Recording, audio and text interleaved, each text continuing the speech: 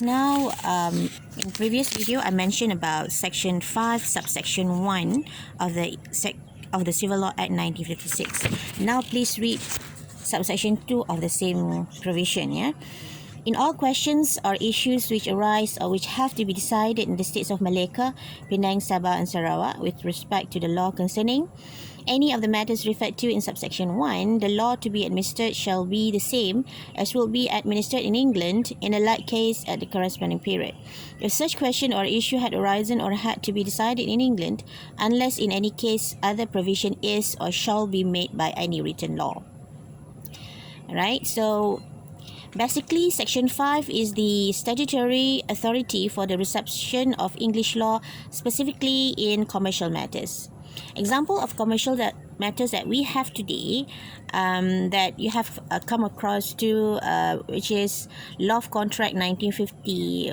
Well, basically, that's our law, but then most of the provisions are taken from English provision, right?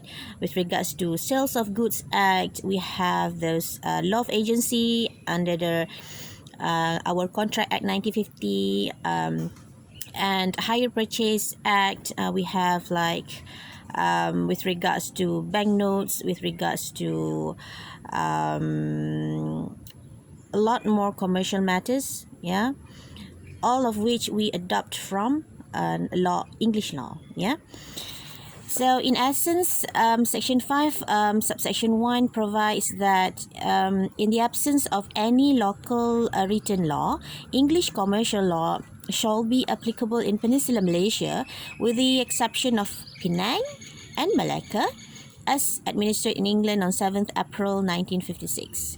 So compared to Section 3 of the Civil Law Act 1956, alright, Malacca and Penang are included in the general provisions of the application of English law, right?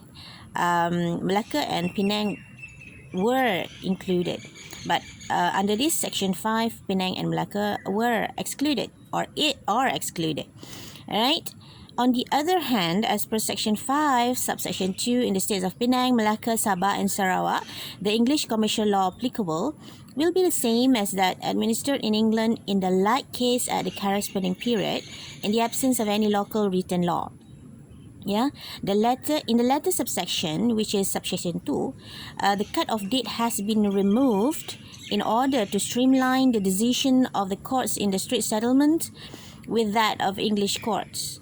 It can also be observed that Section 5 uses the expression the law to be administered, which allows the application of the whole of English commercial law, and that way it is much broader than Section 3, which points to the specific sources of English law that may be used.